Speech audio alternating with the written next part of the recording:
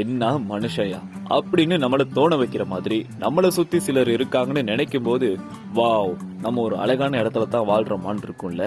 நம்ம நிலைமைய புரிஞ்சுட்டு அதுக்கு ஏத்தா போல யாருன்னே தெரியாதவங்களுக்கு ஹெல்ப் பண்ண ஒரு பெரிய மனசு வேணுமா?